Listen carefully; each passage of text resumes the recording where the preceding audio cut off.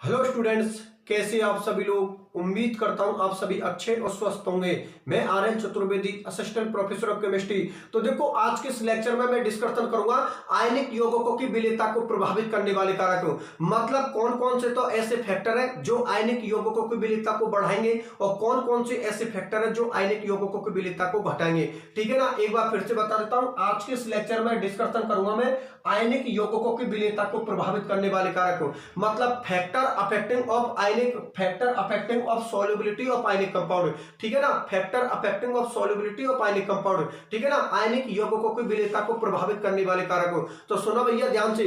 पहले तो मैं आप लोगों के लिए सौभातन की एक बात बता देता हूं कि आयनिक यौगिकों की विलेयता को जो प्रभावित कर रहे हैं जो कारक, ठीक है ना, उनमें आप लोगों को किस चीज को देखना है। आप लोगों को हमेशा उसके अंदर एक ही चीज को देखना है कि आप लोगों को पता है कि हमने डिस्कशन किया था जालक ऊर्जा का और विलायकन ऊर्जा का, कि अगर जालक ऊर्जा का मान ज्यादा हो गया तो विलेयता आप लोगों की घटेगी, लेकिन अगर विलायकन ऊर्जा का मान ज्यादा हो गया तो विलेयता आप लोगों की बढ़ेगी। एक बार फिर से समझना भैया, किसी भी आयनिक यौगिक के लिए अगर जालक ऊर्जा का मान ज्यादा हो गया तो समझ जाना विलेयता घटेगी, और किसी भी आयनिक यौगिक के लिए अगर विलायकन ऊर्जा का मान बढ़ गया तो आप लोगों की विलेयता बढ़ेगी। बात समझ में आ गई। बस इसी चीज पर हम लोगों को डिस्कस करना है। अब सुनो मेरी बात ध्यान से कि यहां पर मैं पहले तो पूरे फैक्टर को लिख देता हूं कि कौन कौन से ऐसे फैक्टर है जो आयनिक यौगिकों की विलेयता को प्रभावित कर रहे हैं। ठीक है ना। तो जितने भी फैक्टर है आयनिक यौगिकों की विलेयता को जो प्रभावित कर रहे हैं वो सभी फैक्टरों को आप लोगों के सामने लिख देता हूं।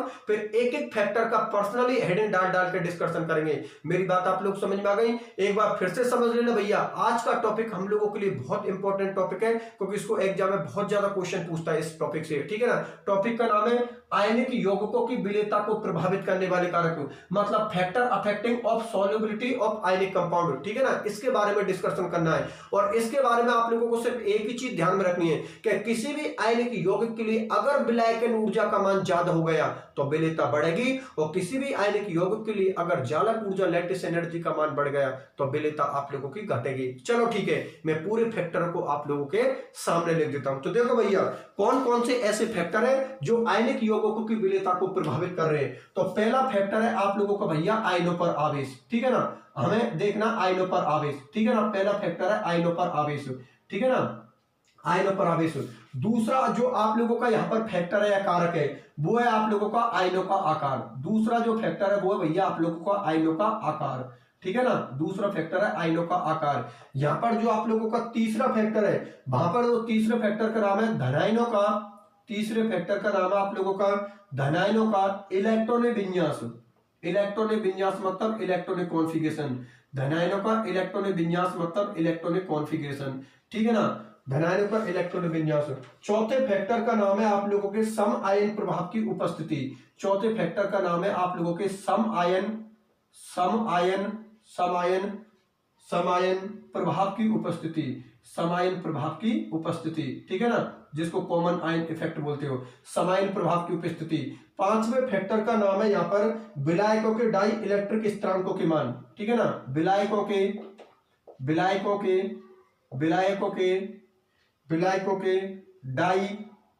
इलेक्ट्रिक, विलायकों के लिए डाई इलेक्ट्रिक स्थिरांकों के मान, डाई इलेक्ट्रिक कांस्टेंटों के मान। विलायकों के डाई इलेक्ट्रिक स्थिरांकों के मान, डाई इलेक्ट्रिक स्थिरांकों के मान। ठीक है ना। और छठे नंबर का जो आप लोगों का फैक्टर है वो है आप लोगों की ध्रुवन शक्ति। ठीक है ना। ध्रुवन शक्ति मतलब पोलराइजिंग पावर।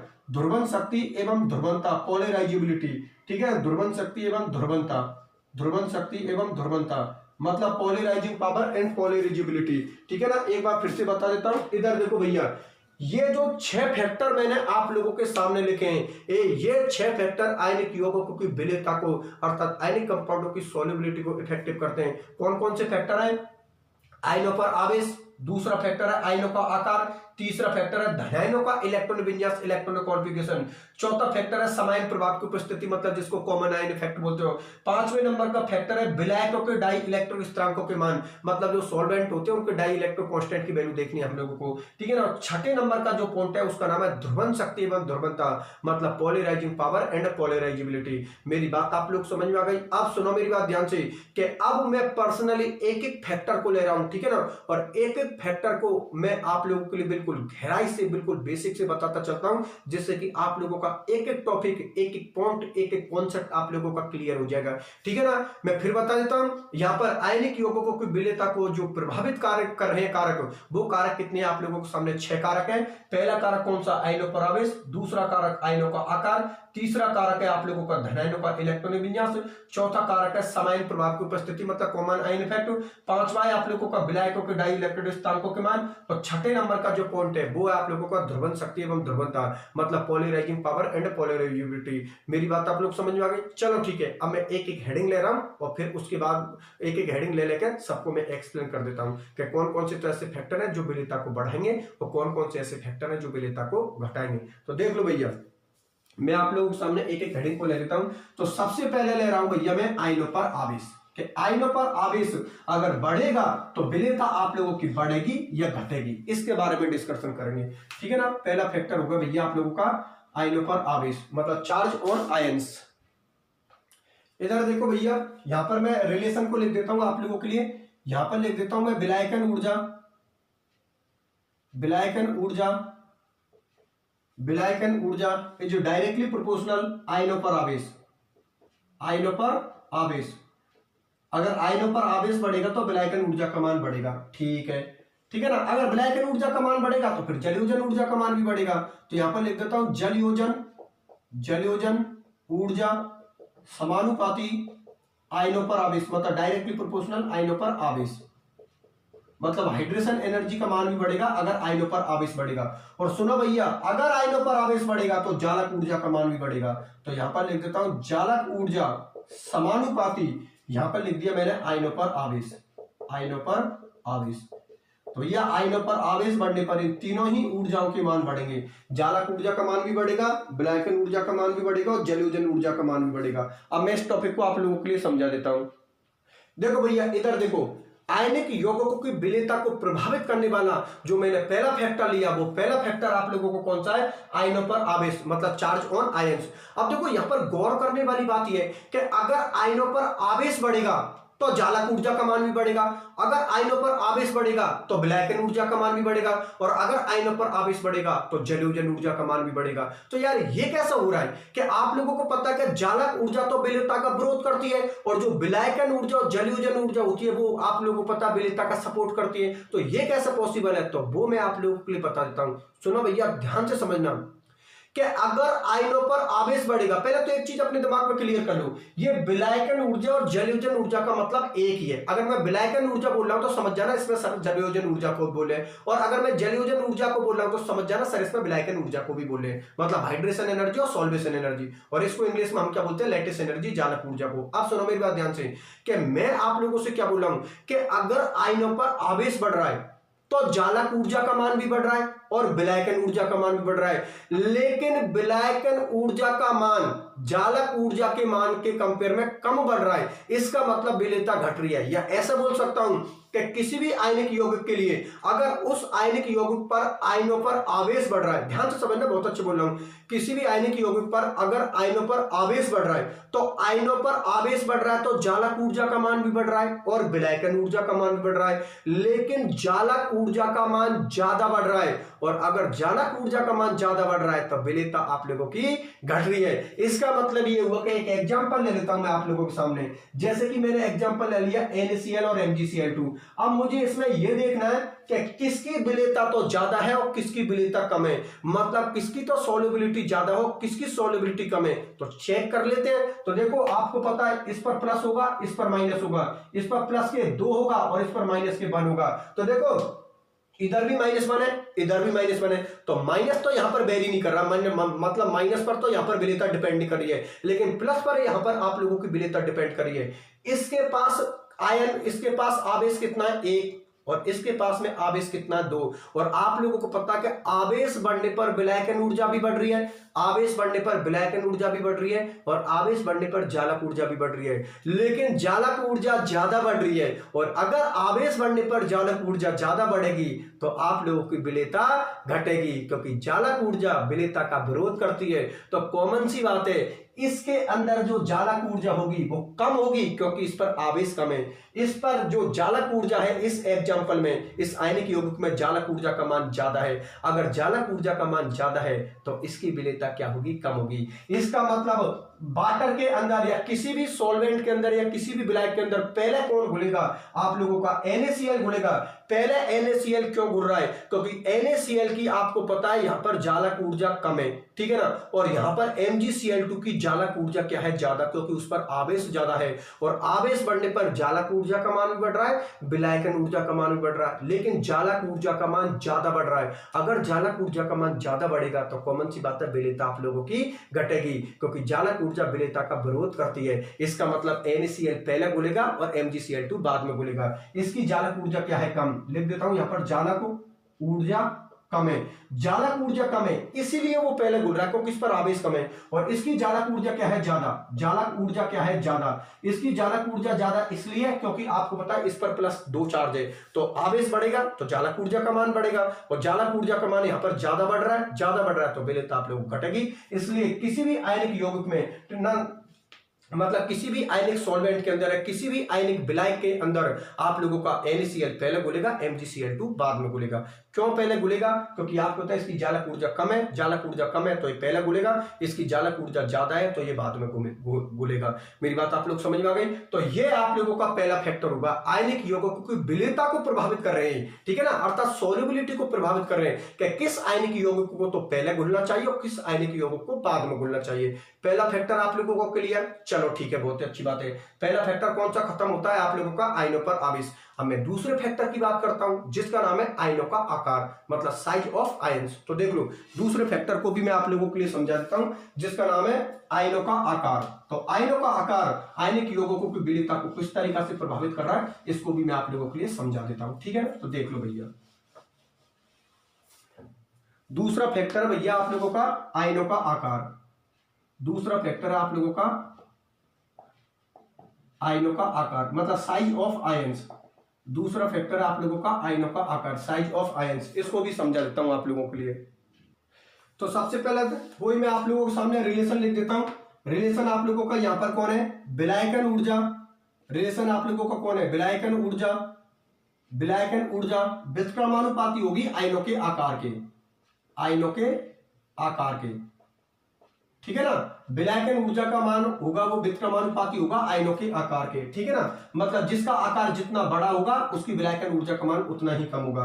तो कॉमन सी बात है, जालक ऊर्जा का रिलेशन भी क्या हो गया, व्युत्क्रमानुपाती। तो यहां पर लिख देता हूं जालक ऊर्जा, जालक ऊर्जा व्युत्क्रमानुपाती आयनों का आकार, जालक ऊर्जा व्युत्क्रमानुपाती आयनों का आकार, ठीक है ना। जालक ऊर्जा व्युत्क्रमानुपाती आयनों का आकार, ठीक है ना। मतलब दोनों का रिलेशन क्या हो गया, व्युत्क्रमानुपाती अर्थात इनवर्सली प्रोपोर्शनल। तो कॉमन सी बात, इन दोनों का रिलेशन क्या होगा, समानुपाती होगा, डायरेक्टली प्रोपोर्शनल। तो यहां पर लिख देता हूं जालक ऊर्जा, जालक ऊर्जा समानुपाती विलायकन ऊर्जा, विलायकन ऊर्जा।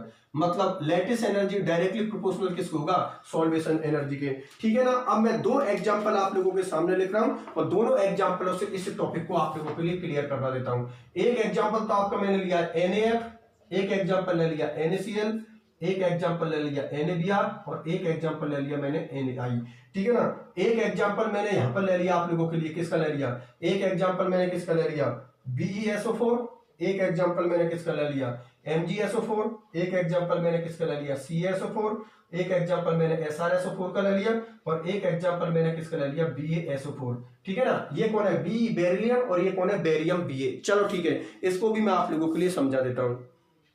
देखो भैया, यहां पर आयनिक यौगिकों की विलेयता को प्रभावित करने वाला मैंने दूसरा कारक लिया है। दूसरा कारक आप लोगों को कौन सा, आयनों का आकार, मतलब साइज ऑफ आयंस। तो सुनो, आप लोगों को एक बात का तो पता लग गया कि विलायकन ऊर्जा और जालक ऊर्जा का रिलेशन एक दूसरे के समानुपाती होता है, डायरेक्टली प्रोपोर्शनल होता है। तभी तो आयनों पर आवेश बढ़ा तो विलायकन ऊर्जा का मान भी बढ़ा, जलयोजन ऊर्जा का मान भी बढ़ा और जालक ऊर्जा का मान भी बढ़ा। अगर यहां पर आयनों का आकार बढ़ेगा तो आप लोगों को पता है जालक ऊर्जा का मान भी घटेगा और विलायकन ऊर्जा का मान भी घटेगा, क्योंकि दोनों ही एनर्जी एक दूसरे के समानुपाती, डायरेक्टली प्रोपोर्शनल होती है। बात समझ में आ गई? अब वो कैसे फैक्टर डिपेंड करेंगे वो मैं आप लोगों के लिए बता देता हूं। एक बार फिर समझ लेना भैया, आयनों के आकार के विलायकन ऊर्जा भी व्युत्क्रमानुपाती होती है और जालक ऊर्जा भी व्युत्क्रमानुपाती होती है।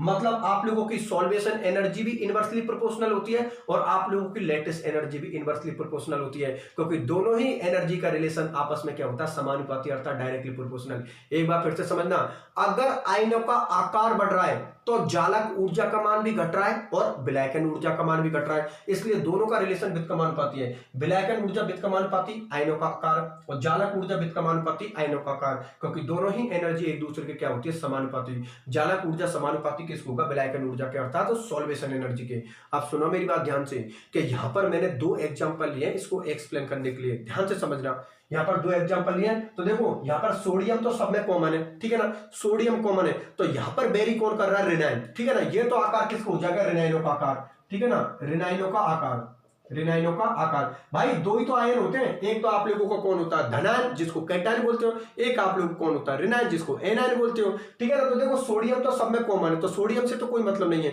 यहाँ पर बेरी कौन कर रहा है, आप लोगों का हेलोजन फैमिली के मेंबर, जैसे कि यहाँ पर AFCl Br और I दे रखा है, तो ये तो रिनाइनों का आकार हो गया। यहाँ पर देखो SO4 सबके अंदर कॉमन है, अगर SO4 सबके अंदर कॉमन है तो कॉमन सी बात है यहाँ पर बेरी किस पर कर रहा है, धनायन पर कर रहा है, क्योंकि ये सभी क्षारीय मृद धातु होती है, एल्कलाइन अर्थ मेटल होती है। तो इसके नीचे इसके यहां पर लिख देता हूं धनायनों का आकार, ठीक है ना। ये तो किसको हो गया, ऋणायनों का आकार हो गया, और ये किसको हो गया, धनायनों का आकार, क्योंकि आप पता है यहाँ पर धनायन तो सेम है, तो कॉमन सी बात है किस पर डिपेंड कर रहा है, ऋणायन पर। और यहाँ पर आपको बताए ये ऋणायन तो सेम है, SO4 पर -2 चार्ज होता है, तो ऋणायन तो सेम है, तो यहाँ पर डिपेंड किस पर कर रहा है, धनायन पर। अब टॉपिक को पूरी तरीके से एक्सप्लेन करता हूं, पूरा ध्यान मेरी तरफ रखना, कोई भी प्रकार का कंफ्यूजन नहीं होना चाहिए। सुना मेरी बात ध्यान से समझना कि अगर आयनों का आकार बढ़ रहा है, ध्यान से समझना, मैं फिर बोल रहा हूं, पूरी तरीका से पॉइंट का जो स्टेटमेंट बोल रहा हूं ये पूरे टॉपिक का जड़ हो गई। ध्यान से समझो कि अगर आयनों का आकार बढ़ रहा है तो जालक ऊर्जा का मान भी घट रहा है और विलायकन ऊर्जा का मान भी घट रहा है, लेकिन जिसका मान ज्यादा घट गया वही कारक आप लोगों का प्रभावित हो जाएगा। कि अगर दोनों घटती जा रही, अगर जालक ऊर्जा ज्यादा घट गई तो विलेयता बढ़ जाएगी, क्योंकि आप लोगों का जालक ऊर्जा घटते ही विलेयता बढ़ जाएगी। लेकिन अगर विलायकन ऊर्जा ज्यादा घट गई तो आप लोगों को पता है विलेयता आप लोगों की घट जाएगी। मैं एक बार फिर से बता देता हूं, ध्यान से समझना। मैं ये बोल रहा हूं कि भाई आप लोगों को पता आयनों पर आवेश बढ़ेगा, ठीक है ना, सॉरी आयनों का आकार बढ़ेगा। आयनों का आकार बढ़ने पर दोनों ही ऊर्जा घटती जा रही है, ठीक है, घटती जा रही है। अगर जालक ऊर्जा ज्यादा घट गई तो विलेयता बढ़ जाएगी, और अगर विलायकन ऊर्जा ज्यादा घट गई तो आप लोगों को पता है विलेयता आप लोगों की घट जाएगी। जालक ऊर्जा के ज्यादा घटने पर विलेयता बढ़ जाएगी और विलायकन ऊर्जा के ज्यादा घटने पर आप लोगों की विलेयता घट जाएगी। मेरी बात आप लोग समझ में आ गई? एक बार फिर से समझना, मैं ये बोल रहा हूं कि अगर आयनों का आकार बढ़ेगा, वो धनायन भी हो सकता है और ऋणायन भी हो सकता है। अगर आयनों का आकार बढ़ेगा तो आपको पता है जालक ऊर्जा भी घट रही है और विलायकन ऊर्जा भी घट रही है, लेकिन जालक ऊर्जा ज्यादा घट गई तो विलेयता बढ़ जाएगी, लेकिन अगर विलायकन ऊर्जा ज्यादा घट गई तो विलेयता आप लोगों को पता घट जाएगी, ठीक है ना। जालक ऊर्जा के घटने पर विलेयता बढ़ जाएगी और विलायकन ऊर्जा के घटने पर आप लोगों को पता विलेयता घट जाएगी। बात समझ में आ गई, ठीक है ना। एक बार फिर से मेरे स्टेटमेंट सुनो, मैं ये बोल रहा हूं कि दोनों ही ऊर्जा आयनों के आकार के क्या होती है, व्युत्क्रमानुपाती। आयनों का आकार बढ़ेगा तो जालक ऊर्जा भी घट रही है, विलायकन ऊर्जा भी घट रही है, लेकिन जालक ऊर्जा ज्यादा घट गई तो विलेयता बढ़ जाएगी, और अगर विलायकन ऊर्जा ज्यादा घट गई तो विलेयता घट जाएगी, क्योंकि जालक ऊर्जा जो होती है वो सॉल्युबिलिटी की या विलेयता का क्या करती है, विरोध करती है, और जो विलायकन ऊर्जा होती है वो विलेयता का सपोर्ट करती है कि आयनिक यौगों को घुलना चाहिए। और इसको एक्सप्लेन करने के लिए मैंने दो एग्जांपल ले लिया, ठीक है ना। पहले एग्जांपल में मैं बात करूंगा ऋणायनों के आकार के बारे में, ठीक है ना। ध्यान से समझना। पहले एग्जांपल में मैं बात करूंगा रेनाइनों के आकार के बारे में, ठीक है। तो ध्यान से समझो, देखो रेनाइनों का आकार बढ़ता जा रहा है, ठीक है ना। आपको होता है F C L B R I, आवर्त सारणी इस तरीका से होते हैं, एफ ऊपर आता है, सी एल बी आर और आई, ठीक है ना। आपको होता है ऊपर से नीचे की ओर जाने पर आकार क्या होता है, आकार क्या होता है, बढ़ता है। आकार क्या होता है, बढ़ता है। ऊपर से नीचे की ओर जाने पर आकार बढ़ता है। आप सुनो मेरी बात ध्यान से, कि जैसे पहले एग्जांपल ध्यान में रखना, मैं किसका ले रहा हूं, रेनाइन का, फिर किसका लूंगा मैं, धनाइन का। तो देखो पहले रेनाइन के आकार को देखते हैं, ठीक है ना। अगर रेनाइनों का आकार बढ़ रहा है, ठीक है ना, अगर रेनाइनों का आकार बढ़ रहा है तो जालक ऊर्जा भी आप लोगों की घट रही है और विलायकन ऊर्जा भी घट रही है। लेकिन जालक ऊर्जा के मान विलायकन ऊर्जा के कंपेयर में ज्यादा घट रहे हैं, और अगर जालक ऊर्जा के मान ज्यादा घट रहे हैं तो विलेयता आप लोगों की बढ़ जाएगी। नहीं आई बात समझ में, एक बार फिर समझना। अगर रेनाइनों का आकार बढ़ रहा है, ध्यान से समझो, अगर रेनाइनों का आकार बढ़ रहा है तो जालक ऊर्जा भी घट रही है और विलायकन ऊर्जा भी घट रही है। लेकिन जालक ऊर्जा ज्यादा घट रही है। अगर जालक ऊर्जा ज्यादा घट गई तो आपको पता उसकी विलेयता ज्यादा हो गई। तो इधर देखो F C L B R और आई, आपको पता है इधर से इधर जाने पर आकार बढ़ रहा है। आकार बढ़ रहा है तो जालक ऊर्जा भी घट रही है, विलायकन ऊर्जा भी घट रही है। लेकिन जालक ऊर्जा ज्यादा घट रही है, और अगर जालक ऊर्जा ज्यादा घट रही है तो आप लोगों को पता विलेयता बढ़ रही है। इसलिए सबसे ज्यादा विलेयता किसकी होगी, NaI की, उससे कम किसकी होगी, NaCl की, उससे कम सबसे ज्यादा किसकी होगी, NaI की, उससे कम NaBr की, उससे कम NaCl की, और सबसे कम विलेयता किसकी होगी, NaF की होगी। बात समझ में आ गई। इसका मतलब ये हुआ कि रेनाइनों का आकार बढ़ने पर जालक ऊर्जा भी घटती है, विलायकन ऊर्जा भी घटती है। लेकिन जालक ऊर्जा ज्यादा घटती है। अगर जालक ऊर्जा ज्यादा घटेगी तो विलेयता आप लोगों की बढ़ेगी। इसलिए यहां पर जो सबसे ज्यादा विलेयता होगी, सबसे ज्यादा जो सॉल्युबिलिटी होगी, वो किसकी होगी, NaI की, क्योंकि उसकी जालक ऊर्जा का मान सबसे कम है, ठीक है ना। जालक ऊर्जा का मान कम होने की वजह से उसकी विलेयता सबसे ज्यादा है। तो ये जो ऑर्डर लिखा है, विलेयता का क्रम लिखा है, ध्यान रखना बेटा,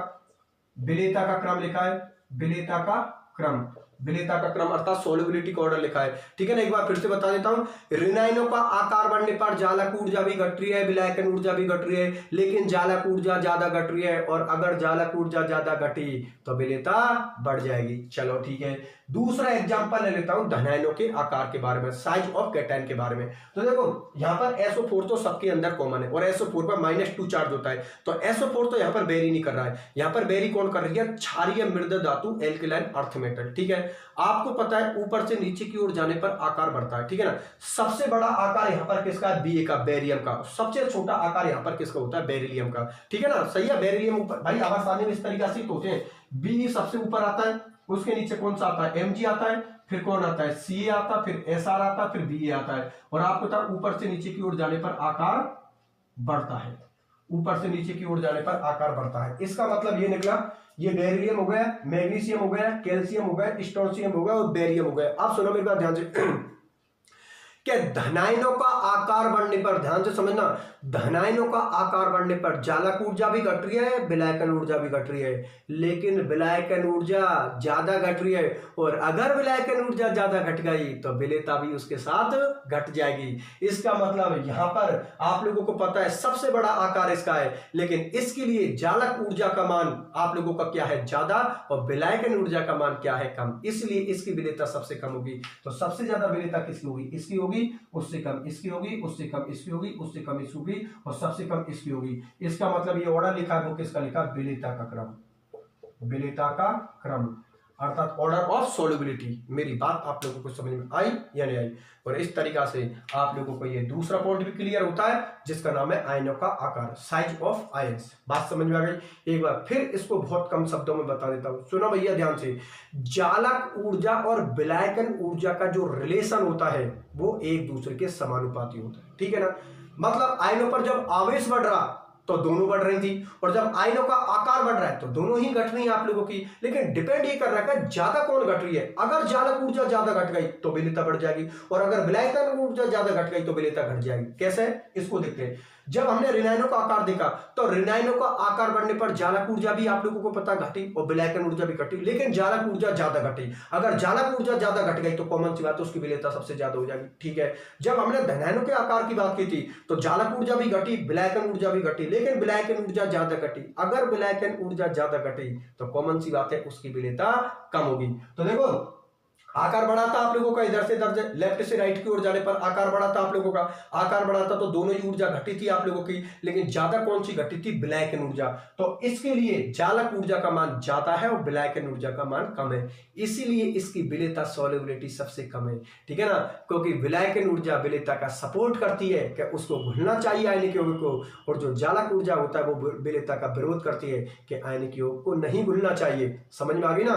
चालक ऊर्जा विलेयता का क्या करती है? विरोध करती है, और विलायकन ऊर्जा विलेयता का सपोर्ट करती है कि आयनिक यौगिक को घुलना चाहिए, ठीक है ना। ये दूसरा फैक्टर आप लोगों का कंप्लीट होता है जिसका नाम है आयनों का आकार। चलो ठीक है, अब मैं इसका तीसरा फैक्टर लेता हूं, तो देख लो भैया, तीसरे फैक्टर को भी देख लो, ठीक है ना। तीसरे फैक्टर को बता देता हूं, धनायनों का इलेक्ट्रॉन विन्यास। तीसरे फैक्टर का नाम है धनायनों का इलेक्ट्रॉन विन्यास, इसको भी आप लोगों के लिए समझा देता हूं।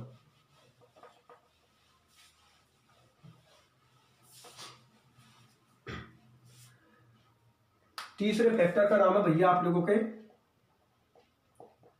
धनायनों का इलेक्ट्रॉनिक विन्यास। धनायनों का इलेक्ट्रॉनिक विन्यास, इलेक्ट्रॉनिक कॉन्फ़िगरेशन ऑफ कैटायन। धनायनों का इलेक्ट्रॉनिक विन्यास मतलब इलेक्ट्रॉनिक कॉन्फ़िगरेशन ऑफ कैटायन। धनायनों का इलेक्ट्रॉनिक विन्यास मतलब इलेक्ट्रॉनिक कॉन्फ़िगरेशन ऑफ कैटायन। इधर देखो भैया, आयनिक यौगिकों की विलेयता को प्रभावित करने वाला ये आप लोगों का तीसरा फैक्टर है, ठीक है ना। तीसरे फैक्टर का नाम है धनायनों का इलेक्ट्रॉन विन्यास।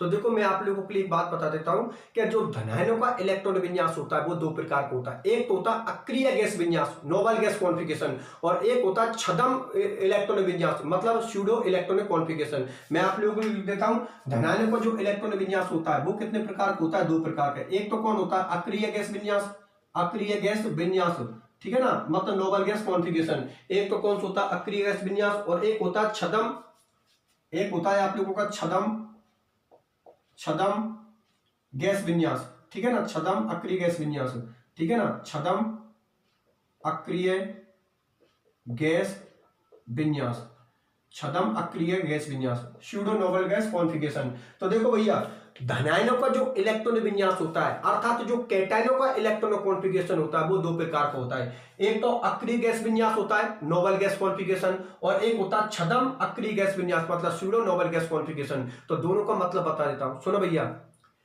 कि जिन आयनों के बाह्यतम कोष में 8 इलेक्ट्रॉन होते हैं उनके कॉन्फ़िगरेशन को तो हम क्या बोलते हैं? अक्रिय गैस विन्यास हो, और जिनके बाह्यतम कोष में 8 की जगह पर 18 इलेक्ट्रॉन होते हैं उनको हम क्या बोलते हैं? छद्म अक्रिय गैस विन्यास। एक बार फिर से समझ लेना, वे आयनिक यौगिक जिनके आयनों के अंदर, जिनके आयनों के बाह्यतम कोष में 8 इलेक्ट्रॉन होते हैं उनके जो विन्यास को हम क्या बोलेंगे? अक्रिय गैस विन्यास हो, और जिनके बाह्यतम कोष में 8 की जगह पर 18 इलेक्ट्रॉन होंगे उनके विन्यास को हम क्या बोलेंगे? छद्म अक्रिय गैस विन्यास। मतलब बे आयनिक यौगिक या बे आयनिक कंपाउंड या आयन जिनके बाह्यतम कोष में 8 इलेक्ट्रॉन होते हैं उनके विन्यास को हम क्या बोलते हैं? अक्रिय गैस विन्यास, और जिनके बाह्यतम कोष में 8 की जगह पर 18 इलेक्ट्रॉन होते हैं उनको हम क्या बोलते हैं? छद्म अक्रिय गैस विन्यास अर्थात स्यूडो नोबल गैस कॉन्फ़िगरेशन। मेरी बात आप लोग समझ में आ गई? एक बार फिर से समझना ध्यान से, मैं ये बोल रहा हूं कि बे आयनिक यौगिक या आयनिक बे आयन, ठीक है ना, बे आयन जिनके बाह्यतम कोष में 8 इलेक्ट्रॉन होते हैं, बे आयन जिनके बाह्यतम कोष में 8 इलेक्ट्रॉन होते हैं उनके विन्यास को हम क्या बोलते हैं? अक्रिय गैस विन्यास हो,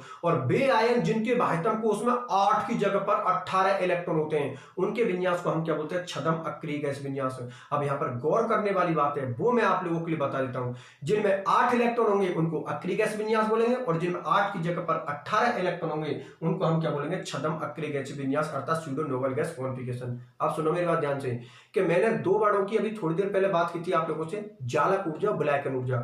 चालक ऊर्जा के बढ़ने पर विलेयता घटती है और विलायकन ऊर्जा के बढ़ने पर विलेयता बढ़ती है। उसी प्रकार से यहां पर दो बंधों की बात करने वाला हूं, एक तो आयनिक बंध और एक सहसंयोजक बंध। बेटा इस बात को बिल्कुल दिमाग में फिट कर लेना कि अगर किसी के अंदर आयनिक यौगिकों का गुण बढ़ रहा है, आयनिक कैरेक्टर बढ़ रहा है, तो ध्यान में रखना विलेयता बढ़ेगी, और अगर किसी के अंदर सहसंयोजक गुण बढ़ रहा है अर्थात कोवेलेंट कैरेक्टर बढ़ रहा है तो ध्यान में रख लेना विलेयता घटेगी। मतलब आयनिक बंध विलेयता का सपोर्ट करता है। क्यों करता है? क्योंकि आपको पता है आयनिक यौगिक किस फॉर्म होता है? आयन फॉर्म होता है, ठीक है ना, और वाटर भी आयन फॉर्म होता है, तो समान समान को बोल देता है। इसलिए आयनिक यौगिक होते हैं या आयनिक बंध होता है वो विलेयता का क्या करता है? सपोर्ट करता है। किसी के अंदर जितना ज्यादा आयनिक कैरेक्टर होगा, आयनिक गुण होगा, वो उतनी ही जल्दी घुलेगा, ठीक है ना। लेकिन जो सहसंयोजक बंध होता है, जो कोवेलेंट बॉन्ड होता है, वो विलेयता का क्या करता है, विरोध करता है। किसी के अंदर कोवेलेंट कैरेक्टर जितना ज्यादा होगा, सहसंयोजक गुण जितना ज्यादा होगा, उसकी विलेयता उतनी ही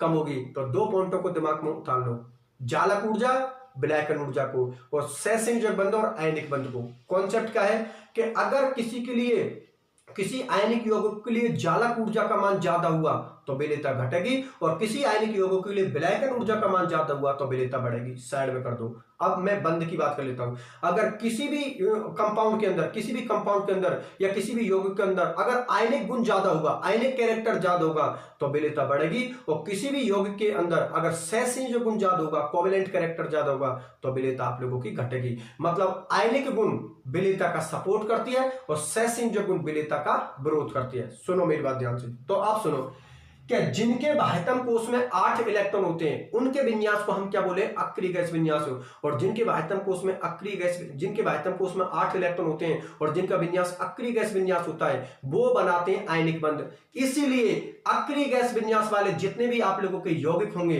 वो सभी वाटर के अंदर आसानी से घुल जाएंगे, ठीक है ना। लेकिन जिनके बाह्यतम कोष में 8 की जगह पर 18 इलेक्ट्रॉन होंगे, उनके विन्यास को हम क्या बोलेंगे, छद्म अक्रिय गैस विन्यास हो। और ऐसे आयनों के अंदर या ऐसे यौगिकों के अंदर सहसंयोजक गुण के ज्यादा गुण होते हैं। मतलब सहसंयोजक कैरेक्टर क्या होगा, ज्यादा होगा। कोवेलेंट कैरेक्टर क्या होगा, ज्यादा। और कोवेलेंट कैरेक्टर ज्यादा होगा तो विलेयता आप लोगों की घटेगी। इसका मतलब ये निकला कि जिनके अंदर अक्रिय गैस विन्यास होगा, उनकी विलेयता ज्यादा होगी, और जिनके अंदर छद्म अक्रिय गैस विन्यास होगा, उनकी विलेयता कम होगी। बात समझ में आ गई। क्योंकि इसके अंदर कौन सा बंध बनता है, आयनिक बंध बनता है, आयनिक गुण बढ़ता है, और इसके अंदर सहसंयोजक बंध बनता है, अर्थात सहसंयोजक कैरेक्टर बढ़ता है आप लोगों का, ठीक है। जिसका एक एग्जांपल ले लेता हूं NaCl का, और मैं ले लेता हूं AgCl का। तो देखो Ag के बाह्यतम कोष में कितने इलेक्ट्रॉन होते हैं, 18 इलेक्ट्रॉन होते हैं। ये प्लस और ये प्लस, ये प्लस ये प्लस। और आपको पता है सोडियम कौन होता है, Na+ के बाह्यतम कोष में कितने इलेक्ट्रॉन होते हैं, 8। तो इसके में 18 इलेक्ट्रॉन होते हैं और इसके में 8 इलेक्ट्रॉन होते हैं। इसका कौन होता है आप लोगों का, अक्रिय गैस विन्यास, अक्रिय गैस विन्यास। अगर अक्रिय गैस विन्यास होगा तो कौन सा गुण बढ़ेगा आप लोगों का, आयनिक गुण बढ़ेगा, आयनिक गुण बढ़ेगा, आयनिक गुण आप लोगों का बढ़ेगा, ठीक है ना। और इसके अंदर 18 इलेक्ट्रॉन होने की वजह से इसका जो विन्यास होगा वो कौन होगा, छद्म अक्रिय गैस विन्यास। और अगर छद्म अक्रिय गैस विन्यास है तो इस कंडीशन में आप लोगों का सहसंयोजक गुण बढ़ेगा, सहसंयोजक गुण बढ़ेगा, सहसंयोजक गुण बढ़ेगा। और अगर सहसंयोजक गुण कोवेलेंट कैरेक्टर अगर बढ़ गया तो विलेयता घटेगी, और अगर आयनिक कैरेक्टर या आयनिक गुण बढ़ गए तो विलेयता बढ़ेगी। इसलिए बे आयन या बे यौगिक जिनके बाह्यतम कोष में 8 इलेक्ट्रॉन होते हैं, उनका अक्रिय गैस विन्यास होता है, और उनके लिए जो आयनिक कैरेक्टर होंगे वो क्या होंगे, ज्यादा, इसलिए वो आसानी से घुल जाते हैं। और जिनके बाह्यतम कोष में 8 की जगह पर 18 इलेक्ट्रॉन होते हैं, उनके विन्यास को हम क्या बोले, छद्म अक्रिय गैस विन्यास हो, और उनके लिए सहसंयोजक गुण बढ़ता अर्थात कोवेलेंट कैरेक्टर बढ़ेगा, जो की विलेयता को घटाएगा। इसीलिए NaCl तो वाटर में आसानी से घुल जाता है, लेकिन AgCl वाटर में आसानी से नहीं घुलता, अर्थात आंशिक रूप से घुलता है, पूरा नहीं घुलता। बात समझ में आई या नहीं आई।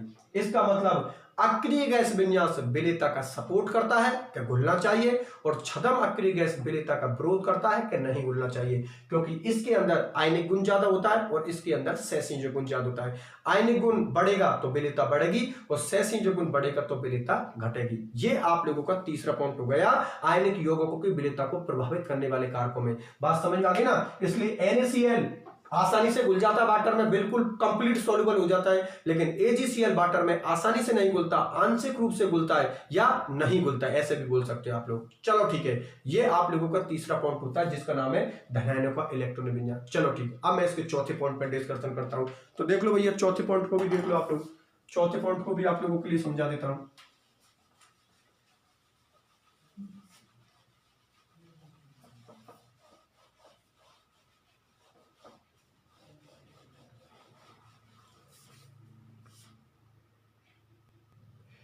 ठीक है भैया, यहां पर मैं ले रहा हूं आप लोगों के लिए चौथा फैक्टर, जिसका नाम है सम आयन प्रभाव की उपस्थिति, सम आयन प्रभाव की उपस्थिति। मतलब presence of common ion effect हो, ठीक है ना। सम आयन प्रभाव की उपस्थिति मतलब presence of common ion effect. इसको और समझा देता हूं मैं आप लोगों के लिए। देखो भैया, यहां पर आयनिक यौगिकों की विलेयता को प्रभावित करने वाला जो आप लोगों का चौथा फैक्टर है, उस चौथे फैक्टर का नाम है सम आयन प्रभाव की उपस्थिति मतलब presence of common ion effect. तो कॉमन सी बात है, उसके नाम से ही पता लग रहा है सम आयन मतलब जिनके पास आयन सेम होते हैं। तो आप लोगों को पता है कि सम आयन प्रभाव अगर किसी के अंदर बढ़ेगा तो विलेयता घटेगी, क्योंकि सम आयन या जिनके पास चार्ज सेम होता है वो एक दूसरे को क्या करते हैं, प्रतिकर्षण करते हैं, रिपल्सन करते हैं। अगर रिपल्सन करेंगे तो कॉमन सी बात है विलेयता घटेगी। तो सही, मेरी बात आप लोग समझ में आ गई। तो सम आयन प्रभावों की उपस्थिति में या सम आयन प्रभाव की उपस्थिति में विलेयता आप लोगों की घट जाएगी, सॉल्युबिलिटी आप लोगों की डिक्रीज हो जाएगी। और इसका बेस्ट एग्जांपल मैं आप लोगों के लिए लेता हूं, बहुत सिंपल एग्जांपल लूंगा। जैसे कि आप लोगों के पास में वाटर है, ठीक है ना, और वाटर में आपने NaCl नमक को डाल दिया। तो आप लोगों को पता है कि वाटर के अंदर नमक आसानी से घुल जाता है, लेकिन वाटर के अंदर नमक के डालने के साथ या NaCl के डालने के साथ आप लोगों ने HCl को और डाल दिया, तो अब आप लोगों की विलेयता घट जाएगी। क्योंकि आप लोगों को पता है कि HCl के पास में H प्लस और Cl माइनस होता है, और वाटर के पास में H प्लस और OH माइनस होता है। दोनों ही H प्लस आयनों के पास चार्ज सेम हो गया, ठीक है ना, जो कि एक दूसरे को क्या करेंगे, प्रतिकर्षित करेंगे, रिपल्सन करेंगे, और रिपल्सन करने से विलेयता आप लोगों की घट जाएगी। जैसे कि मैं समझाता हूं, आप लोगों का मैंने क्या लिया, NaCl, ठीक है ना, मैंने आप लोगों के लिए वाटर लिया और वाटर में मैंने किसको ऐड कर दिया, NaCl को ऐड कर दिया। यहां पर वाटर के पास, वाटर को इस तरीके खोल के लिख देता हूं, वाटर को मैं इस तरीके से खोल के लिख दिया, प्लस माइनस प्लस माइनस। अब आपको पता है कि वाटर के अंदर आराम से आप लोगों का NaCl घुल जाएगा, क्योंकि H प्लस एक अलग चीज है, OH माइनस एक अलग चीज है, Na प्लस एक अलग चीज है और Cl माइनस एक अलग चीज है। चारों आयन आप लोगों के अलग अलग हो गए। लेकिन अगर इसी के अंदर आप लोगों ने HCl को और ऐड कर दिया तो इसके पास में प्लस होगा और इसके पास में कौन होगा, माइनस चार्ज होगा। इसका मतलब ये हुआ कि वाटर का जो H प्लस है और HCl का जो H प्लस है, इन दोनों के पास में सम आयन हो गया, अर्थात दोनों के पास में सेम चार्ज हो गया। और आप लोग अच्छी तरीका से जानते हो कि चार्ज सेम होने पर वो एक दूसरे को क्या करते हैं, प्रतिकर्षित करते हैं, अर्थात रिपल्सन करेंगे, और रिपल्सन करेंगे तो कॉमन सी बात है आप लोगों की विलेयता घट जाएगी। इसका मतलब यह हुआ कि सम आयन प्रभाव की उपस्थिति में विलेयता आप लोगों की घट जाती है, क्योंकि सम आयन एक दूसरे को प्रतिकर्षित करते हैं, एक दूसरे को रिपल्सन करते हैं, जो कि विलेयता को घटा देते हैं। बात समझ में आ गई? एक बार फिर से बता देता हूं, वाटर के अंदर जब आप लोगों ने NaCl को डाला तो वाटर के अंदर NaCl आसानी से घुल गया, लेकिन NaCl के साथ HCl और मिला दिया तो अब आप लोगों की विलेयता घट जाएगी, क्योंकि वाटर का H प्लस हो और HCl का H प्लस हो, इन दोनों के पास में समान आवेश होने के कारण या सेम चार्ज होने की वजह से ये एक दूसरे को प्रतिकर्षित अर्थात रिपल्सन करेंगे, और रिपल्सन या प्रतिकर्षित करने से आप लोगों की विलेयता घट जाएगी। ये होता है भैया आप लोगों का चौथा फैक्टर, चौथा कारक, जिसका नाम है सम आयन प्रभाव की उपस्थिति, जिसकी वजह से आयनिक यौगिकों की विलेयता घट जाती है। चलो ठीक है, अब मैं इसके पांचवें फैक्टर पर बात करता हूं, पांचवें प्रभावित करने वाले कारकों की बात करता हूं। तो देख लो भैया, पांचवें फैक्टर को भी देख लो आप लोग, पांचवें फैक्टर को भी आप लोगों के लिए समझा देता हूं, ठीक है ना। पांचवें फैक्टर का नाम है भैया आप लोगों का विलायकों के डाई इलेक्ट्रिक स्थिरांकों के मान, मतलब value of dielectric constant of solvent, ठीक है ना। विलायकों के लिए डाई इलेक्ट्रिक स्थिरांकों के मान यहां पर ले लिया आप लोगों के लिए, विलायकों के लिए, विलायकों के लिए, विलायकों के डाई इलेक्ट्रिक, विलायकों के लिए डाई इलेक्ट्रिक स्थिरांकों के मान, विलायकों के लिए डाई इलेक्ट्रिक स्थिरांकों के मान, विलायकों के लिए डाई इलेक्ट्रिक स्थिरांक मतलब डाई इलेक्ट्रिक कांस्टेंट की वैल्यू, ठीक है ना। इसको भी मैं आप लोगों के लिए समझा देता हूं, ठीक है ना, कि विलायकों के डाई इलेक्ट्रिक स्थिरांकों के मान किस तरीके से देखेंगे।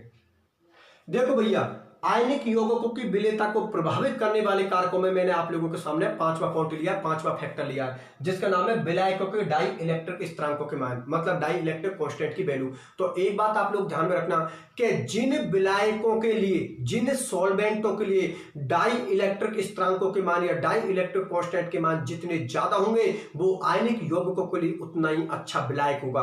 और आप लोग अच्छी तरीके से जानते हो कि दुनिया में आयनिक यौगिकों के लिए सबसे बेस्ट विलायक कौन होता है? वाटर होता है, जिसके लिए डाई इलेक्ट्रिक कांस्टेंट के मान या डाई इलेक्ट्रिक स्थिरांकों के मान कितने होते हैं? 82 होते हैं।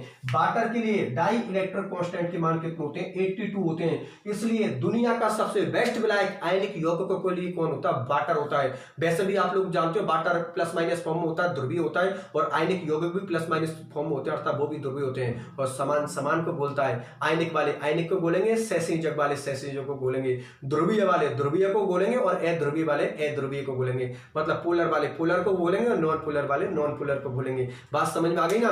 तो जिन विलायकों के लिए डाई इलेक्ट्रिक स्थिरांकों के मान जितने ज्यादा होंगे उसकी विलायकन ऊर्जा जितनी ज्यादा होगी, और जिसकी विलायकन ऊर्जा जितनी ज्यादा होगी उसकी विलेयता भी उतनी ही ज्यादा होगी, क्योंकि विलायकन ऊर्जा विलेयता का सपोर्ट करती है।